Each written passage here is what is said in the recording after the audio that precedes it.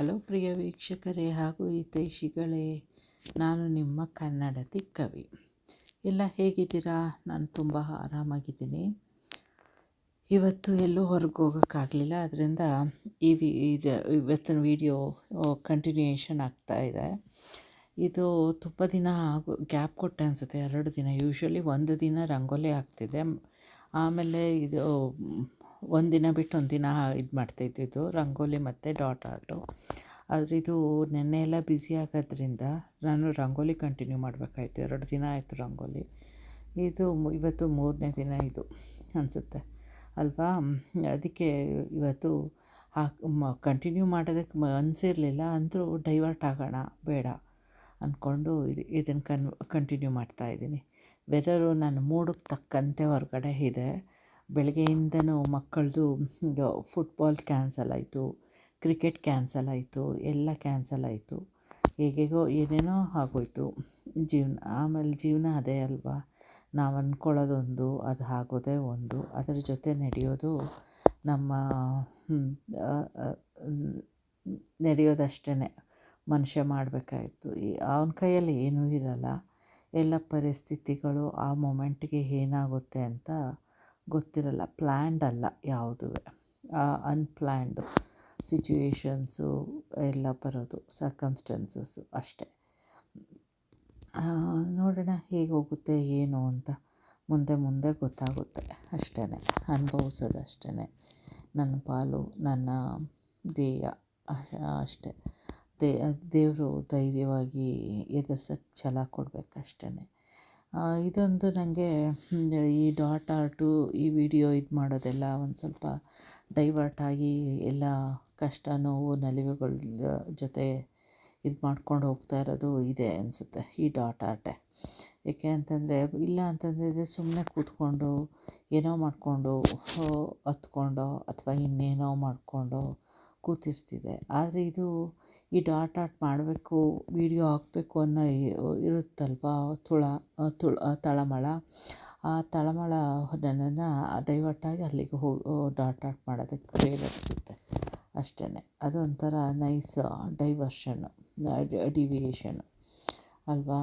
ಹೇಗೆ ಅನ್ನಿಸ್ತಿದೆ ನಿಮಗೆ ಇದು ಚೆನ್ನಾಗಿ ನನಗೇನೋ ಚೆನ್ನಾಗಿ ಕಾಣಿಸ್ತಿದೆ ಅನಿಸುತ್ತೆ. ಮಧ್ಯ ಸ್ಟಾರ್ ಆಗಿ ಅದು ಆ ಗ್ಯಾಪಲ್ಲಿ ಏನಾದರೂ ಹಾಕಬೇಕಾ ಏನು ಅಂತ ನನಗೆ ಹೇಳಿ. ನನಗೆ ಅನಿಸಿದ್ರೆ, ನನ್ನನ್ನು ಕೇಳಿದ್ರೆ ಗ್ಯಾಪಲ್ಲಿ ಏನೂ ಹಾಕಬಾರ್ದು ಅಂತ. ಆ ವೈಟ್ ಕೆಳಗಡೆ ಇದೆಯಲ್ಲ ಟ್ರ್ಯಾಂಗಲ್ ಥರ, ಅದು. ಏಕೆ ಅಂತಂದರೆ ಗ್ಯಾಪನ್ನು ಇದು ಮಾಡಿಬಿಟ್ರೆ ಆ ವೈಟು ಆಗ ಅದು ಅಷ್ಟೊಂದು ಎದ್ದು ಕಾಣಲ್ಲ ಅನಿಸುತ್ತೆ. ಗ್ಯಾಪ್ ಕೊಡೋದ್ರಿಂದ ಆ ವೈಟು ಆ ಡಿಸೈನ್ನ ಇನ್ನೊಂದು ಥರ ಬ್ರಿಂಗ್ ಔಟ್ ಮಾಡುತ್ತೆ, ಆ ತಾವರೆ ಥರ ಇರೋದನ್ನು. ಅದಕ್ಕೆ ನೋಡೋಣ ಕೊನೆ ಮುಗಿಯೋ ತನಕ.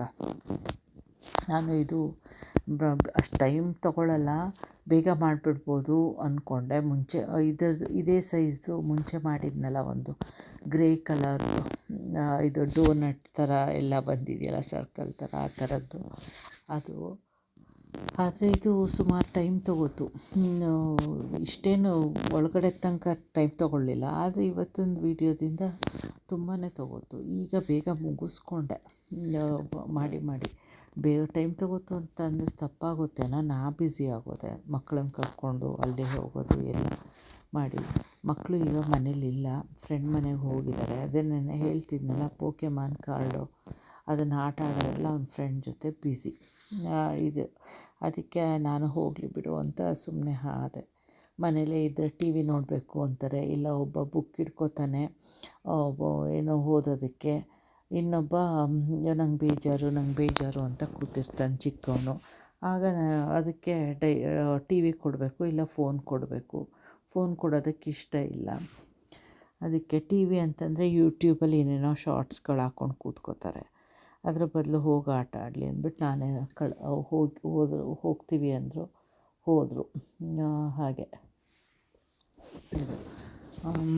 ಯಾರ್ದು ಎದುರುಗಡೆ ಮನೆ ಕಾಣಿಸ್ತಾ ಇದೆ. ಎದುರುಗಡೆ ಅಂದರೆ ಅಲ್ಲಿ ನಾ ಮನೆ ಒಳಗಡೆ ಇದ್ದೀನಿ, ಅವರು ಪಕ್ಕದ ರೋಡು ಅನಿಸುತ್ತೆ ಅದು.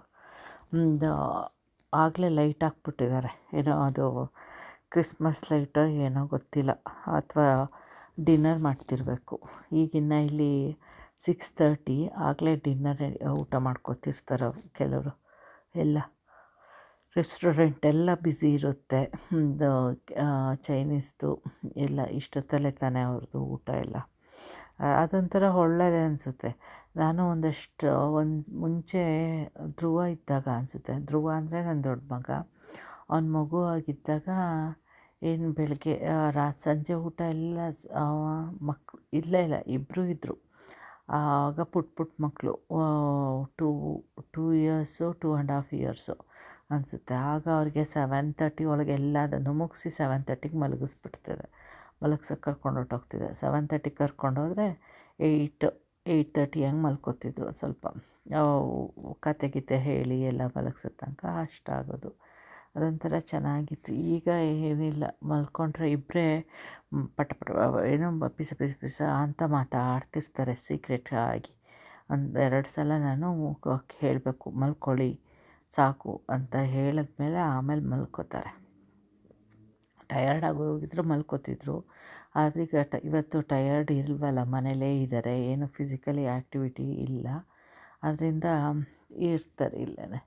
ಬೆಳಗ್ಗೆ ನಾನು ವಾಕ್ ಹೋಗಿದ್ದು ಒಳ್ಳೆಯದಾಯಿತು. ಬೆಳಗ್ಗೆ ಈ ವೆದರ್ ಇದ್ದಿದ್ರೆ ಈ ಥರ ಹೋಗೋಕ್ಕಾಗ್ತಿರ್ಲಿಲ್ಲ. ಮಳೆ ಸುಮಾರಾಗಿ ಜೋರಾಗೆ ಆಗಿದೆ.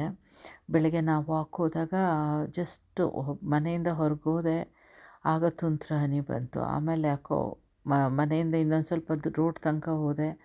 ಆಮೇಲೆ ಯಾಕೋ ಡೌಟ್ ಬಂತು, ಸರಿ ಇಲ್ಲ ಇದು ಯಾಕೋ ಅಂದ್ಬಿಟ್ಟು ಪುನಃ ಮನೆಗೆ ಬಂದು ಪುನಃ ಜಾಕೆಟ್ ಹಾಕ್ಕೊಂಡು ಆಮೇಲೆ ಹೋಗಿದ್ದು ವಾಕು. ಆ ಥರ ಇತ್ತು ವೆದರು. ಇದು ಯಾಕೋ ಮಧ್ಯದ್ದು ಇದು ರೌಂಡು ಅದು ಶೇಪ್ ಕರೆಕ್ಟಾಗಿ ಆರ್ಚ್ ಥರ ಬಂದಿಲ್ಲ ಅನಿಸುತ್ತೆ. ಅಂದರೂ ಅದು ಆಮೇಲೆ ಸರಿ ಮಾಡ್ಕೋಬೇಕು ಇದರಲ್ಲಿ ಮಾಡ್ತಾ. ಇದು ಮತ್ತೆ ಪುನಃ ನಾನು ಇದಕ್ಕೆ ಡಾಟ್ಗಳಿಗೇನು ಮಾಡಿದೆ ಅಂದರೆ ಸೀಕ್ವೆನ್ಸಾಗೆ ಹೋದೆ. ಫಸ್ಟು ಅದೇ ಪಿಂಕದು ಸ್ಮಾಲೆಸ್ಟು, ಆಮೇಲೆ ಇನ್ನೊಂದು ಪಿಂಕ್ ಇನ್ನೊಂದು ಸ್ವಲ್ಪ ದೊಡ್ಡ ಸೈಜದ್ದು ಅದು, ಆಮೇಲೆ ಎಲ್ಲೋ ಯೂಸ್ ಮಾಡಿದೆ, big and, white big and, blue, ಆಮೇಲೆ ಗ್ರೀನ್ ಆದಮೇಲೆ ಮತ್ತೆ ನಾನು 6ಗೆ ಹೋದೆ. ಅಮೆಝಾನಲ್ಲಿ ತೊಗೊಂಡಿದ್ದೀನಲ್ಲ ರಾಡ್ಸು, ಅದು 6ಇಂದ ಹೋಗಿ ಇದು ಮಾಡಿಕೊಂಡೆ. ಅಷ್ಟು ಇದು ನೋಡಿ ಇಷ್ಟು ಮುಗಿಸಿರೋದು. ಆಮೇಲೆ ಮತ್ತೆ ಪುನಃ ಯೋಚಿಸ್ತಾ ಇದ್ದೆ, ಫುಲ್ ಎಲ್ಲದನ್ನು ಇದೇ ಥರ ಡಿಸೈನ್ ಹಾಕ್ಕೊಳ್ಳ ಅಥವಾ ಇದನ್ನು ಕಂಟಿನ್ಯೂ ಮಾಡಲಾ ಅಂತ. ಆಮೇಲೆ ಇಲ್ಲ, ಫಸ್ಟು ಈ 3 ಮುಗಿಸ್ಬಿಟ್ಟು ಆಮೇಲೆ ಇನ್ನು 3 ಹಾಕೋಣ ಅಂತ ಅನ್ನಿಸ್ತು. ಅದಕ್ಕೆ ಯಾಕೆಂದರೆ ನಂಗೆ ಡಿಸೈನ್ ಗೊತ್ತಾಗಬೇಕಲ್ಲ ಹೇಗೆ ಕಾಣಿಸುತ್ತೆ ಅಂತೆಲ್ಲ, ಅದಕ್ಕೇ ಹಾಗೆ ಮಾಡಿಕೊಂಡೆ. ಆಮೇಲೂ ಇದು ಡ್ರೈ ಆಗೋದ್ಮೇಲೆ ಕ್ಲೀನ್ ಮಾಡೋದಕ್ಕಾಗಲ್ಲ, ಒರೆಸೋದಕ್ಕೆ ಅದೆಲ್ಲ ಸರಿ ಮಾಡ್ಕೋತೀನಿ, ತೆಗೆದ್ಬಿಟ್ಟು ಬೇರೆ ಮಾಡ್ಕೋತೀನಿ ಅಂತಂದರೆ. ವೆಟ್ ಇರುವಾಗಲೇ ಅದೇನಾದರೂ ನಾವು ಇದು ಮಾಡಿಕೊಂಡ್ರೆ ವೈಪ್ ಮಾಡಿಕೊಂಡ್ರೆ ನೀಟಾಗಿ ಬಂದುಬಿಡುತ್ತೆ. ಡ್ರೈ ಆಯಿತು ಅಂತಂದರೆ ಇದುವರೆಗೂ ನಾನು ಆ ಥರ ಮಾಡಿಲ್ಲ ಯಾವುದೂ.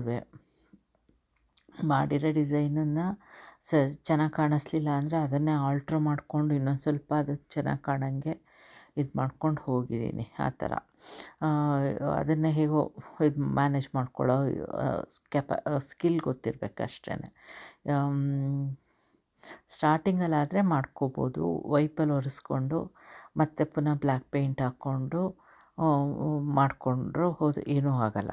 ಅದೇ ಡ್ರೈ ಆದಾಗ ಒಂಥರ ಇಲ್ಲ ಕೆರಿಬೇಕಾಗುತ್ತೆ ಬ್ಲೇಡ್ ತೊಗೊಂಡೋ ಅಥವಾ ಏನೋ. ಆಮೇಲೆ ಹಂಗೆಲ್ಲ ಮಾಡೋಕ್ಕೋಯ್ತು ಅಂತಂದರೆ ಅದೆಲ್ಲ ಒಂದೊಂದು ಲೇಯರ್ ಹೊರ್ಟೋಗುತ್ತೆ. ಅದು ಇದ್ರಂತೂ ನಾನು ಕ್ಯಾನ್ವಾಸಲ್ಲಿ ಮಾಡ್ತಾ ಇರೋದ್ರಿಂದ ಅದೆಲ್ಲ ಮಾಡೋದಕ್ಕಾಗಲ್ಲ. ಅದಕ್ಕೆ ಅದನ್ನೇ ಹಾಗೆ ಮುಂದುವರಿಸ್ಕೊಂಡು ಹೋಗಿದ್ದೀನಿ. ಇದು ಮತ್ತೆ ಪುನಃ ಏನು ಮಾಡಿದ್ದೀನಿ ಅಂತಂದರೆ 2 ಕಾನ್ಸಿಕ್ಯೂಟಿವ್ ಕಲರ್ಸು, ಅಂದರೆ ಗ್ರೇಡಿಯೆಂಟಲ್ಲೇ ತೊಗೊಂಡಿದ್ದೀನಲ್ಲ ಅದು. ಒಂದು ಫಸ್ಟು ಲೈಟರ್ ಶೇಡ್ ತೊಗೊಂಡು ಅದರ ಮೇಲೆ ಡಾರ್ಕ್ ಶೇಡ್ದು ಸ್ವೂಷಸ್ ಹಾಕ್ಕೊಂಡಿದ್ದೀನಿ. ಅದೇ ಥರ 2 ಅಷ್ಟೇ ಬೇರೆ ಬೇರೆ ರೆಡ್ಗಳು ಗ್ರೇಡಿಯೆಂಟ್ದು ಆ ಥರ. ಆಮೇಲೆ ಇದು ಏನಕ್ಕೆ ಈ ಪಾಟ್ ಇಟ್ಕೊಂಡೆ ಹೀಗೆ ಮಧ್ಯ ಅಂತಂದರೆ, ಮಧ್ಯ ಫುಲ್ಲು ಡ್ರೈ ಆಗಿದೆ ಕಲರು, ಏನೂ ಇದಾಗಲ್ಲ ಅಂತ ಗೊತ್ತಲ್ಲ, ಅದರಿಂದ ಅದನ್ನು ಹಾಕ್ಕೊಂಡೆ. ಇಲ್ಲ ಅಂತಂದರೆ ಅಲ್ಲೇ ಹಾಗೆ ಇಟ್ಕೋತೀವಿ ಅಂತಂದರೆ ಆಗಲ್ಲ. ಅದು ಡ್ರೈ ಆದ್ರೇ ಹಂಗೆಲ್ಲ ಇಟ್ಕೊಂಡು ಮಾಡ್ಕೋಬೋದು. ಹಾಗೆ ಏನಾದರೂ ಇದಾಯಿತು ಅಂತಂದರೆ ಇಟ್ಕೊಳಕ್ಕೆ ಹೋಗಬೇಡಿ. ಅಕ್ಕಪಕ್ಕ ಎಲ್ಲಾದರೂ ಇಟ್ಕೊಳ್ಳಿ, ಇಲ್ಲ ಕೈಯಲ್ಲೇ ಇಟ್ಕೊಳ್ಳಿ. ನಾ ಕೈಯಲ್ಲಿ ಇಟ್ಕೊಳಕ್ಕಾಗಲಿಲ್ಲ, ಯಾಕೆಂದರೆ ಒಂದು ಕೈಯಲ್ಲಿ ರಾಡ್ ಇಟ್ಕೊಂಡಿದ್ದೀನಲ್ಲ, ಇನ್ನೊಂದು ಕೈಯಲ್ಲಿ ಇದು ನೇಲ್ ಆರ್ಟ್ ಟೂಲು ಇಟ್ಕೊಂಡಿರೋದ್ರಿಂದ ಎರಡು ಫ್ರೀ ಬೇಕಾಗಿತ್ತಲ್ಲ ಕೈ, ಅದರಿಂದ ಹಾಗೆ ಮಾಡ್ಕೊಂಡಿದ್ದೀನಿ ಅಷ್ಟೆ. ಏನು ಎಲ್ಲಿ ಕೂತಿದ್ದೀನಿ ಅಂದರೆ, ನಾನಿವತ್ತು ಲಿವಿಂಗ್ ರೂಮ್ ಸೋಫಾ ಮೇಲೆ ಕೂತಿದ್ದೀನಿ. ಏನೋ ಒಂಥರ ಸ್ಮೆಲ್ ಬರ್ತಿದೆ. ಹೇಗೆ ಅಂತಂದರೆ ಫಂಗಸ್ದೇನೋ ಇದಾಗಿದೆ. ಈ ಫಂಗಸ್ ಎಲ್ಲೂ ಮನೇಲಿ ಇಲ್ಲ, ಎಲ್ಲ ಕಡೆನೂ ನೀಟಾಗಿದೆ, ಅಂದರೂ ಬರ್ತಾಯಿದೆ. ಏನು ಮಾಡಬೇಕು ಅಂತ ಗೊತ್ತಾಗ್ತಾ ಇಲ್ಲ. ನಿಮಗೇನಾದರೂ ಗೊತ್ತಾಗಿದ್ದರೆ ಹೇಳಿ. ಮಕ್ಕಳು ಕೂತಿರುವಾಗ ಒಂದೊಂದು ಸಲ ಟಿ ವಿ ನೋಡ್ಕೊಂಡು ಊಟ ಮಾಡ್ತಾರಲ್ಲ, ಆಗ ಸೋಫಾ ಮೇಲೆ ಕೂತಿರ್ತಾರೆ. ಆಗೇನಾದರೂ ಊಟ ಬೀಳಿಸ್ಕೊಂಡೋ ಅಥವಾ ನೀರು ಬೀಳಿಸ್ಕೊಂಡೋ ಏನಾಗಿದೆಯೋ ಗೊತ್ತಿಲ್ಲ. ಅದರಿಂದ ಏನಾದರೂ ಬರುತ್ತಾ? ನಿಮ್ಗೆ ಯಾರಿಗಾದ್ರೂ ಗೊತ್ತಿದ್ದರೆ ಆ ಸ್ಮೆಲ್ ಏನು ಅಂತ, ಅದನ್ನು ಹೇಗೆ ತೆಗಿಬೇಕು ಅಂತ ಪ್ಲೀಸ್ ಹೇಳಿ. ಅವತ್ತಂತೂ ತುಂಬಾ ಕಷ್ಟ ಆಯಿತು. ಕೂತ್ಕೊಂಡು ಇದೇ ವಾಯ್ಸ್ ಓವರ್ ಕೊಡ್ತಿದ್ದೆ, ಏನೋ ಮಾಡ್ತಿದ್ದೆ ಅನಿಸುತ್ತೆ. ಅದು ಹೇಗಾಯಿತು ಅಂತಂದ್ರೆ ಒಂಥರ ಬ್ಲೀಚ್ ಸ್ಮೆಲ್ ಹೊಡೆಯುತ್ತಲ್ಲ ಮೂಗಿಗೆ, ಆ ಥರ ಆಯಿತು. ಕಷ್ಟನೇ ಆಯಿತು. ಏನೋ ಆಗ್ತಿದೆ ಥ್ರೋಟೆಲ್ಲ ಅನ್ನಂಗೆ ಆಗ್ತಿತ್ತು. ಆಮೇಲೆ ಸರಿ ಹೋಯಿತು ಸದ್ಯ. ಇದು ಹೇಳಿದಾಗ ಒಂದೆಲ್ಲೋ ಆರ್ಟಿಕಲ್ ಓದಿದೆ. ಏನು ಅಂತಂದರೆ, ಒಂದು ಹುಡುಗಿ ತುಂಬ ಹುಷಾರು ತಪ್ತಿರ್ತಾಳಂತೆ. ಅವಳು ಏನಕ್ಕೆ ಅಂತ ಗೊತ್ತಿರಲ್ಲ. ಆಮೇಲೆ ಅಂದರೆ ಕೆಮ್ಮು, ನೆಗಡಿ ಆ ಥರ ತುಂಬ. ಆಮೇಲೆ ಡಾಕ್ಟ್ರ್ ಹತ್ರ ಹೋಗಿದ್ದಾಳೆ, ವಿಧಿ ಇಲ್ಲದೇ ಸ್ಪೆಷಲಿಸ್ಟ್ ಹತ್ರ. ಆಮೇಲೆ ಸ್ಪೆಷಲಿಸ್ಟ್ ಕೇಳಿದ್ದಾರೆ, ಏನು ಎಲ್ಲ ಫುಲ್ ಇನ್ ಡೀಟೇಲು ಹಿಸ್ಟ್ರಿ ತೊಗೊಂಡಿದ್ದಾರೆ. ಹಾಗೆ ಗೊತ್ತಾಯಿತು ಮನೇಲಿ ಫಂಗಸ್ ಬೆಳ್ಕೊಂಡಿದೆ. ಅದೇ ಫಂಗಸ್ ಅಂದರೆ ಬ್ಲ್ಯಾಕ್ ಇದು ಡ್ಯಾಂಪ್ನೆಸ್ಸಿಗೆ ಬಂದುಬಿಡುತ್ತಲ್ಲ, ಡಾಟ್ ಥರ ಬ್ಲ್ಯಾಕ್ದು, ಆ ಥರ ಅದು ಬಂದಿದೆ ತುಂಬ ಬಾತ್ರೂಮಲ್ಲಿ ಎಲ್ಲ ಕಡೆ ಅಂತ ಅಂದಾಗ, ಸರಿ ಆ ಮನೆಯಿಂದ ಏನು ವಸ್ತುನೂ ತೊಗೊಂಡೋಗ್ಬೇಡ, ಎಲ್ಲದನ್ನು ಹಾಗೆ ಬಿಸಾಕ್ಬಿಟ್ಟು ನೀನು ಬೇರೆ ಕಡೆ ಶಿಫ್ಟ್ ಆಗು ಅಂತ. ಆಮೇಲೆ ಅವಳು ಬೇರೆ ಕಡೆ ಶಿಫ್ಟ್ ಆದಳು. ಆಮೇಲೆ ಅವಳದು ಹೆಲ್ತು ಎಲ್ಲ ಸರಿ ಹೋಯಿತು. ಅದರಿಂದ ಈಗ ಕೇರ್ಫುಲ್ಲು, ಎಲ್ಲೂ ಬ್ಲ್ಯಾಕ್ ಆಗೋದಕ್ಕೆ ಎಲ್ಲೂ ಬಿಡಲ್ಲ. ಆಮೇಲೂ ಬ್ಲ್ಯಾಕ್ ಆಗ್ತಾ ಇದ್ದಿದ್ದು ಎಲ್ಲಿ ಅಂತಂದರೆ, ಒಬ್ಬೊಬ್ಬರ ಮನೇಲಿ ಬಾತ್ರೂಮು. ನಾವೊಂದು ಸಲ ಹೀಗೆ ಫ್ರೆಂಡ್ ಮನೆಗೆ ಏನಕ್ಕೋ ಓದೋದಕ್ಕೆ ಅಂತ ಹೋಗಿದ್ದೆ. ಬಾತ್ರೂಮ್ ನೋಡಿ ನನಗೆ ಎಷ್ಟು ಅಸಹ್ಯ ಆಯಿತು ಅಂತಂದರೆ, ಫುಲ್ಲು ಬ್ಲ್ಯಾಕ್ ಆಗೋಗಿದೆ ಫುಲ್ಲು, ವಾಲ್ಗಳೆಲ್ಲ ಫುಲ್ಲು. ಆಮೇಲೆ ಏನು ಅಂತಂದರೆ, ಇಲ್ಲ ಓನರು ಕ್ಲೀನ್ ಮಾಡಿಸ್ತಾ ಇದ್ದಾರೆ ಅವರು ಅಂತ ಅಂದರು.